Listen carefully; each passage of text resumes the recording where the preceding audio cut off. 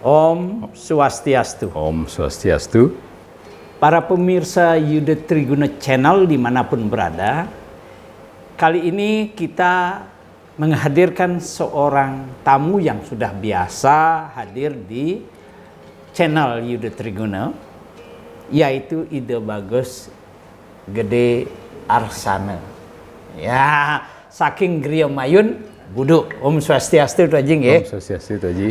Kami akan membahas topik sederhana yang sudah sebenarnya disinggung-singgung bagian kecilnya di dalam konten-konten segehan dan sebagainya, caru dan sebagainya. Apa itu? Tidak lain penggunaan arak berem. Di dalam ajaran Pancamakara, salah satu unsur penting Pancamakara itu adalah penggunaan alkohol. Dalam konteks ini tentu arak dan berem. Saya ingin bertanya kepada Ratu Haji Arsana tentang mengapa kita menggunakan arak dan berem. Haji Durusan. Suksma Tuh Haji. Yeah. Ketemu lagi pemirsa Triguna Channel dimanapun berada.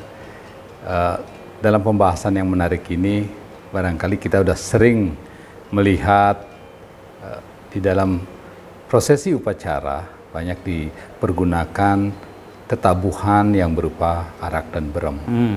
Barangkali kebiasaan ini sering menjadi pertanyaan. Kenapa kita mau memakai arak dan berem? Ya. Di mana dalam pemakaian sarana arak dan berem ini merupakan berkembang itu dari Tantra Tuh Haji.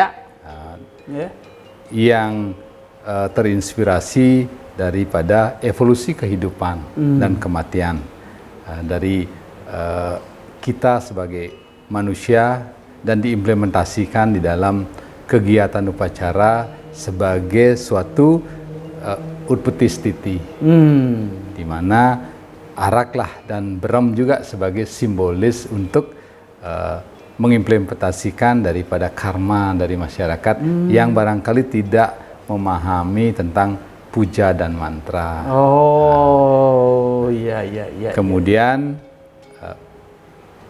dasar daripada Srada dan Bakti ini akhirnya dilakukan suatu yantra atau proses daripada implementasi rasa bakti tersebut untuk dapat dan mampu menghadirkan Tuhan ataupun para buta kala di dalam prosesi upacara atau di dalam yatnya. Sapunika Tuh Haji.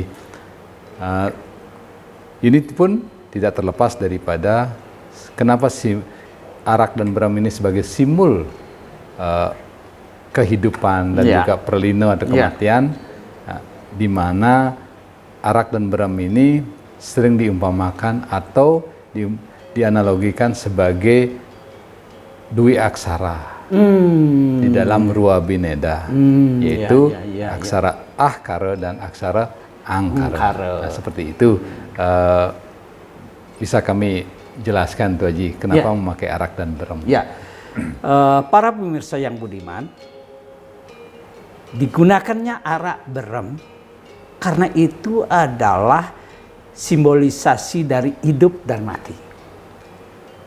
Lalu juga berkaitan dengan dua aksara penting, ahkara dan angkara. Di dalam Hindu bermain aksara, ngeringkes aksara sebagai sesuatu yang luar biasa, tidak mudah, walau teorinya kita tahu. Lalu dalam prakteknya Tuh Haji, dalam prakteknya penggunaan arak berem udah jelas tadi. Pancamakara menggunakan arak berem. Ajaran Pancamakara yang bersumber dari Tantra. Betul. Ya.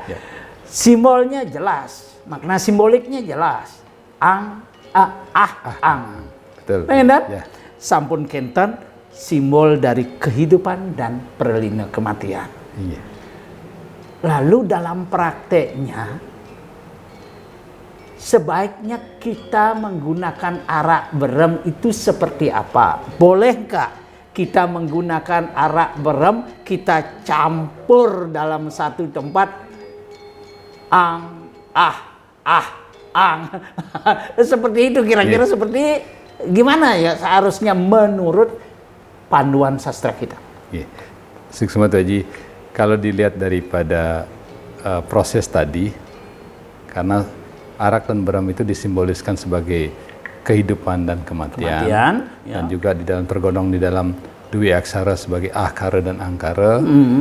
Tentunya di dalam penggunaan di dalam tutur Ruo Binedo ini tidak bisa disatukan. Meskipun dualistis belum tentu itu berbeda. Berbeda tuh Haji. Ya. Karena ibaratnya di dalam kehidupan, ya tentunya setelah hidup ini ada pemeliharaan, ada menstanakan, kemudian baru diperlina. Apabila dicampur kemudian, nah proses daripada pemeliharaan ini tidak terjadi itu Haji. Nah secara mistisnya itu sudah tidak memberikan suatu magis atau suatu vibrasi untuk menghadirkan beliau. Karena arak dan berem ini disimboliskan akan mampu menghadirkan Tuhan ataupun para butakala di dalam prosesi. Kemudian setelah beliau diimajinasikan hadir, barulah disuguhkan persembahan. Setelah disuguhkan persembahan, beliau menyaksikan daripada persembahan tersebut, barulah kemudian diperlina. Diperlina untuk dikembalikan sesuai dengan linggih beliau. Lalu pertanyaannya, arak itu simbol apa? Baik Tuh Haji. Ang atau kira-kira begitu ya. Kalau dilihat atau kita merasakan sensasi dulu Tuh Haji, sebelum kita membicarakan sisi arak itu sebagai simbol apa dan berem itu sebagai simbol aksara apa. Nah dari sisi sensasi, kalau arak itu memiliki aroma yang sifat dan yang keras.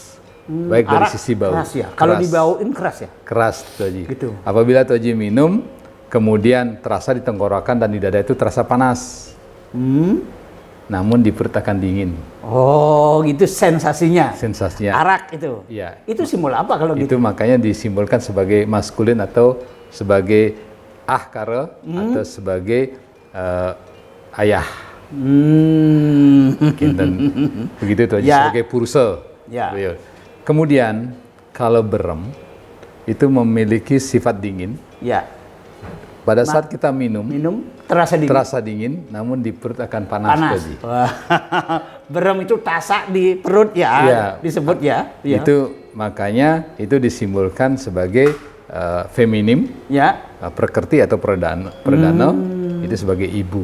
Nah, itulah mungkin di dalam sastra seperti Semara Krida Laksana, dalam proses daripada penciptaan generasi itu terjadi akibat pembuahan daripada sel telur dari sel sperma sebagai purusa dan sel telur atau ovum sebagai perdana. Nah ini akan mampu menciptakan seorang bayi atau kelahiran yang baik. Itu dalam Semara Krida. Makanya proses ini tidak bisa dicampur terlebih dahulu sebelum dilakukan. Makanya di dalam wadah lah dia akan mendapatkan evolusi. Mulai hari ini saya akan membuat 2 tempat yang berbeda. Karena saya sudah tahu hari ini penjelasan narasumber. Jadi jika saya selama ini menggunakan arak berem dengan dicampur, kemudian kita minta Ida Betara atau Butakala meminum sesuai dengan kesukaannya, itu salah. Ya itu salah. Jadi kalau begitu mulai hari ini saya akan mengaturkan arak berem secara terpisah. Lalu arak atau berem duluan? Baik, di dalam pemakaian, karena itu terkait dengan aksara Ruo Binedo atau 7 aksara daripada dan ang ini terlahir dari ongkara, dari eka aksara Tuh Haji. Kemudian dari dwi aksara ini melahirkan tri aksara a umang atau ang umang, di mana kita meyakini ang sebagai penciptaan, Ya. ung sebagai pemeliharaan, dan mang sebagai pemerlinan. Nah, ini terkait dengan triaksara ini tentunya apabila kita mempergunakan arak dan berem, Ya. pada saat kita utpeti, Ya. itu berarti kelahiran Ya. itu berem terlebih dulu, kemudian arak. Oh, jadi berem duluan. Iya, ang aksaranya. Ang bukan ang ang. Bukan Doji, ang Hmm. Kalau di dalam bentuk pemberlinan itu arak terlebih dahulu, baru kemudian berem, ang. Para pemirsa, pada bagian tadi telah disebut-sebut, disentuh-sentuh tentang ang atau dibalik ang. Itu sesungguhnya apa ya? Orang seringkali ang. Jangan-jangan ada kaitannya dengan penghidupan cakra atau yoga. Mohon dijelaskan Dua Haji, apa kira-kira itu ya? Karena di dalam Ruwa Benida Aksara Dua Haji, proses daripada dua aksara ini, ang dan itu dapat kita bedakan di dalam kehidupan dan kematian. Di mana pada saat kita hidup, jadi aksara ang itu ada ring soring nabi, dan ahnya ada ring siwadwara. Namun di saat kita meninggal, itu akan terbalik. Ang ada di siwadwara dan akan ada di soring nabi. Nah, itu adalah sastra kehidupan dan kematian. Itu sastra hidup patinya.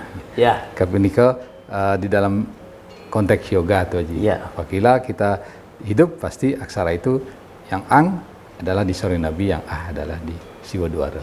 Apabila meninggal, itu ang ada di siwadwara dan itu ada di soring nabi. Dibolak-balik itu ya, dibolak-balik. Tapi prinsipnya adalah menghidupkan cakra. Betul. Ya, betul Haji. Ya, menghidupkan cakra. Kalau bahasa umumnya, ya. Betul, saya kira jadi arak berem adalah simbol bagaimana utpeti dan prelina itu dilakukan. Pada saat upeti kita sedang mempraktekkan berem dan arak. Betul. Pada saat memprelina kita sedang mempraktekkan arak berem. Dan kalau kita menghaturkan segahan sehari-hari, itu berarti berem duluan. Pada itu konkret saja. Pada kita mengaturkan segahan, semestinya yang pada saat upeti, kita memberikan berem dulu, baru kemudian arak dengan duja aksaranya ang, kemudian setelah kita mengaturkan mengimajinasikan beliau sudah berstana, menyaksikan persembahan kita, baru kemudian pada saat kita perlino, kita suguhkan arak terlebih dahulu dengan aksaranya dan baru kemudian diikuti dengan berem dengan aksaranya ang. Berarti ada 2 tahap. Betul. Taruh segahat, berem arak, konsentrasikan, imajinasikan Tuhan telah hadir, ayabang. Setelah itu baru mesegahan lagi, metabuh lagi dengan arak duluan, baru berem. Saya baru tahu. Semoga kita semua sadar ini pembelajaran. Jangan lupa juga tuh Haji, pada saat mesegah ada canang sebagai simbol daripada Tuhan yang menyaksikan suguhan tersebut. Jadi segahan itu harus diisi ulunya, canang. Betul. Ini adalah literasi. Ya, kita sudah melakukan setiap hari. Saya yakin umat, tapi benarkah apa yang kita lakukan? Mudah-mudahan konten ini mampu menuntun umat bahwa mesegahan itu menggunakan arak berem itu ketika kita pertama kali mengaturkan berem arak. Setelah konsentrasi mengimajinasikan Tuhan telah hadir, ayah bang ratu betara ida sampun rawuh ki katur mangkin katur. Nunas penugerahan ratu. Setelah itu lagi metabuh arak duluan, baru Berem berem. kemudian. Ini prosesi manut sastra. Semoga konten ini sekali lagi tidak menggurui, tetapi konten ini melalui sebuah proses bacaan. Tidak menyalahkan apa yang dilakukan selama ini. Tolong dengarkan, tolong ikuti sumber-sumber yang seharusnya diikuti. Sumber itu pasti telah melalui proses yang panjang dari para tua kita untuk kita teruskan. Semoga kita cepat ingat, selalu ingat, dan melakukan itu sebagai pedoman laku kita dalam melakukan persembahan. Terima kasih para pemirsa. Terima kasih atas kesetiaannya mengikuti Yuda Triguna Channel. Om Santi, Om Santi, Santi, Santi, Santi. Om.